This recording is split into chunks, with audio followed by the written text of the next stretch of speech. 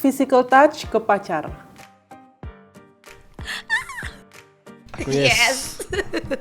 Nggak mungkin kita pacaran kayak robot. Physical touch-nya ngapain? Kan kita bisa pegangan tangan. Asik. Oke. Sewajarnya aja dong. Kalau aku sih kayaknya emang my love language kayaknya juga ada physical touch, cuman bukan yang pertama gitu. Yang kedua lah, cuman kayaknya kalau daddy's girl gitu ya, kita dari dulu udah sering sama papa, biasanya kita butuh kayak the affection in the form of physical touch gitu, bisa pegangan tangan atau rangkul gitu sih ya. Tetap setuju sih, harus sewajarnya aja. Yes. Karena silakan. Yang sewajarnya tapi nggak yang berlebihan. Misalnya kayak holding hands, it's okay. Atau misalnya kayak apa ya, pet kepala gitu, apa istilahnya itu, belai-belai rambut pasangan. Nah itu masih it's okay. Tapi ya kalau udah lebih nggak usah. Oke, sama sih. Ya karena ada beberapa orang kan love language yang utama kan physical touch. Jadi ya sebagai cowok juga adalah ilmu-ilmu untuk meraih cewek awal-awalnya kan. Kamu gimana gitu dan lain sebagainya. Itu kan lebih tersentuh. Dari kalau dia physical touch kita kasihnya pujian atau hadiah, malahan nggak diterima, kitanya yang sakit hati.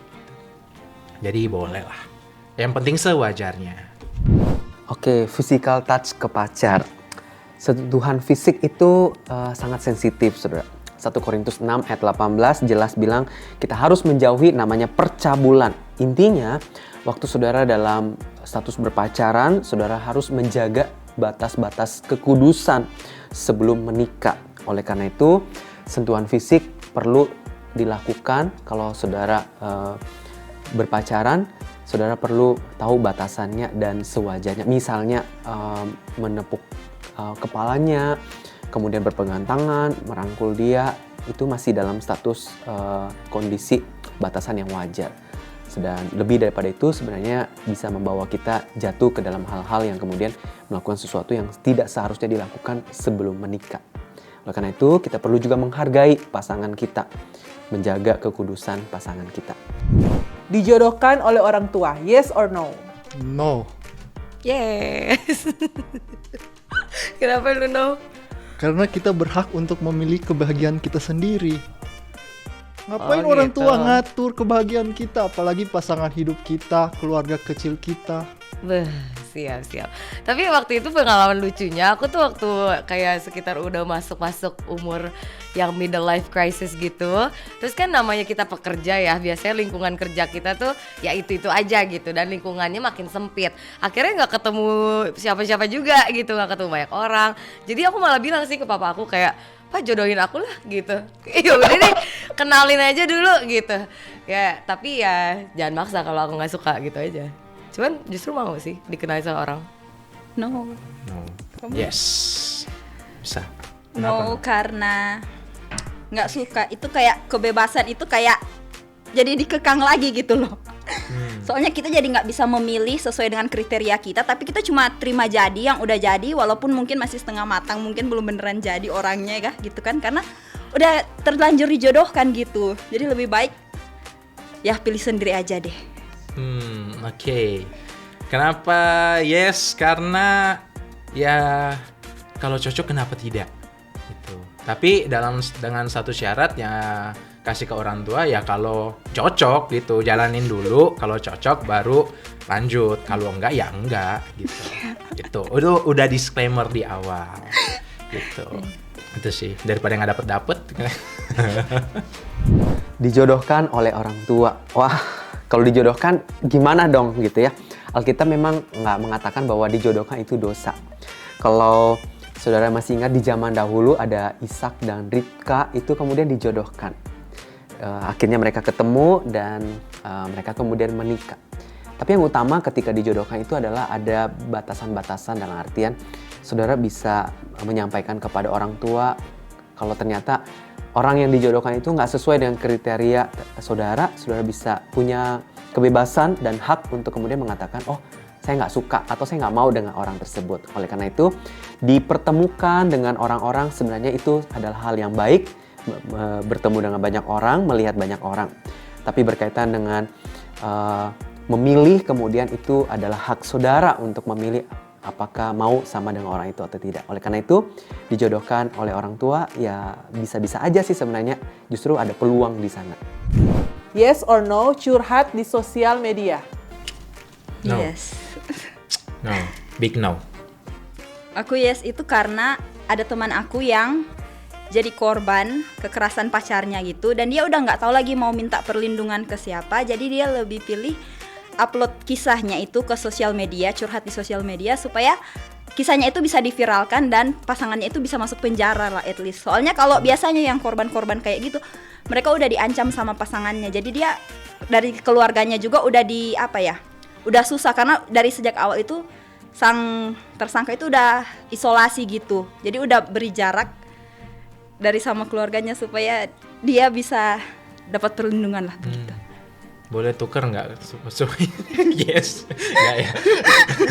Ya no, kenapa no? Karena ya kita bisa curhat ke keluarga, kita bisa curhat ke bahkan ke tetangga kita pun bisa mungkin ya. Karena sosial media itu kita kan follow orang, dan biasanya kita juga ada yang followers yang nggak kita kenal gitu. Dan bisa jadi dengan story atau curhat begitu, malahan komen-komen mereka tuh kayak memperburuk situasi, kan bisa jadi. Kan banyak kan korban-korban itu ya, mereka itu malahan ada yang bercandain, maksud teman-temannya bercanda komen, dia beneran gitu. Jadi mendingan no lah. Ada psikiater juga zaman sekarang kan, kalaupun memang udah stres dan nggak apa-apa lah ke psikiater aja. Itu aja sih. Oke, curhat di sosmed. Curhat di sosmed itu kelihatannya mudah dan mungkin kelihatannya gampang, tinggal kemudian umbar itu, tapi sebenarnya itu ada bahaya besar. Amsal 12 ayat 23 bilang kita harus bijak menyimpan masalah kita, bukan diumbar-umbar. Jadi kalau saudara punya pergumulan, punya masalah, sebaiknya saudara boleh bercerita kepada komsel saudara, komunitas yang sehat itu, atau saudara bisa cerita kepada sahabat, rekan, kepada orang tua, kepada pasangan, kakak rohani, atau mentor rohani. Saudara boleh cari orang-orang yang dewasa rohani untuk kemudian saudara ceritakan pergumulan atau beban yang saudara alami. Bukan diumbar, karena itu bisa menjadi sesuatu yang kemudian digunakan oleh orang lain, kemudian membuli saudara dan atau hal-hal lainnya. Tapi kalau konteks yang disampaikan oleh Catherine tadi, saya pikir itu adalah hal yang perlu untuk dilakukan ketika seseorang sedang mengalami ancaman dan dia nggak tahu dia harus berbicara atau dia takut untuk berbicara. Sehingga dengan viral, apalagi sekarang ini harus sesuatu viral dulu baru kemudian mendapatkan follow up. Oleh karena itu untuk hal-hal seperti itu dimungkinkan. Tapi ketika berbicara tentang pergumulan pribadi atau ada hal-hal tertentu atau mungkin pergumulan tertentu bersama dengan pasangan, mungkin juga sebaiknya disimpan, ceritakan kepada orang-orang yang tepat dalam komunitas yang sehat. Child free, yes or no? No. No. No. Karena pengen punya aku versi mini nanti suatu saat kelak. Bisa dipet-pet tadi ya. Itu aja jawabannya. Wah, singkat banget ya. Ketawa banget tuh. Kenapa no? Karena secara pribadi ya pengen punya penerus lah.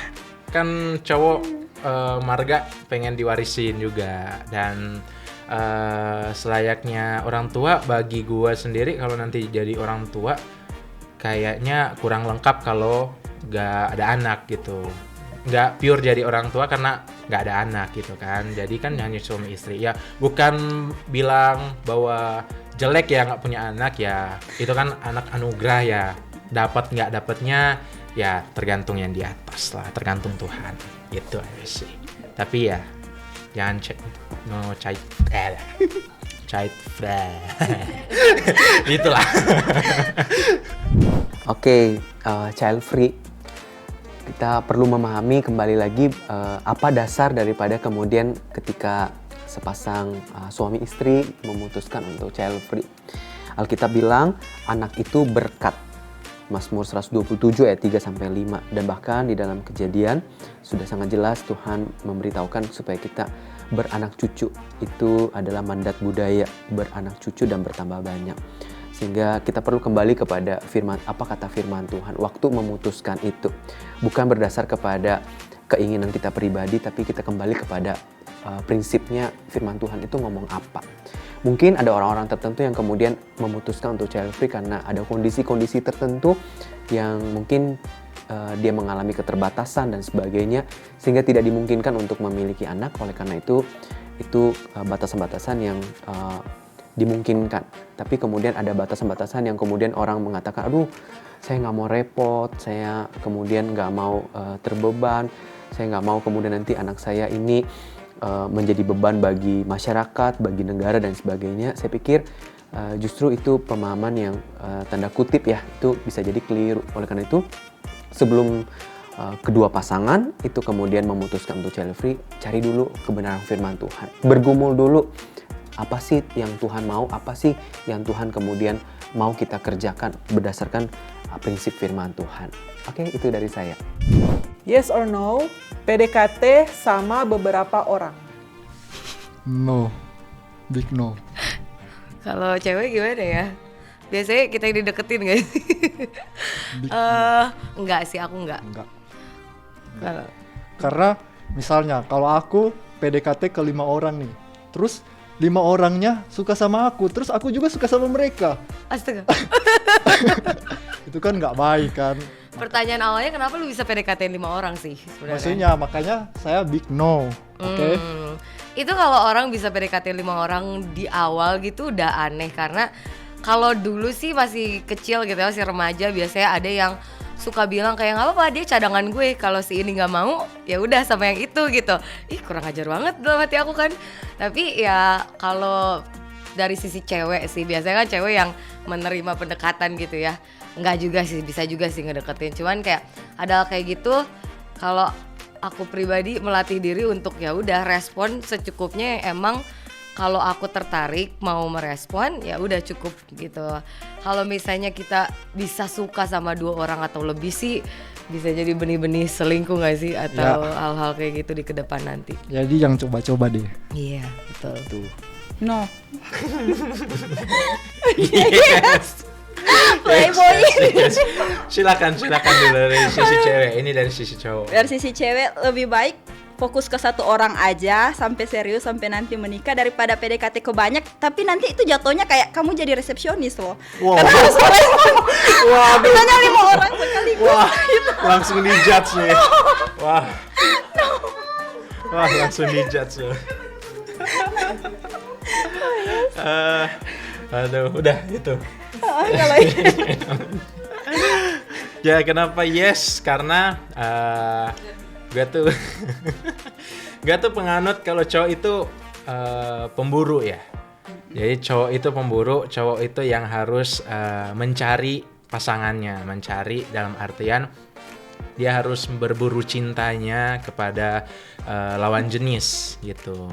Karena kalau cinta dari Tuhan kan nggak perlu diburu ya, tapi kan kalau di sama lawan jenis harus dicari lah gitu. Jadi kadang tuh cowok walaupun kelihatannya dari luar kekar ataupun kuat gitu, tapi kebanyakan tuh dalamnya lemah lembut tau guys.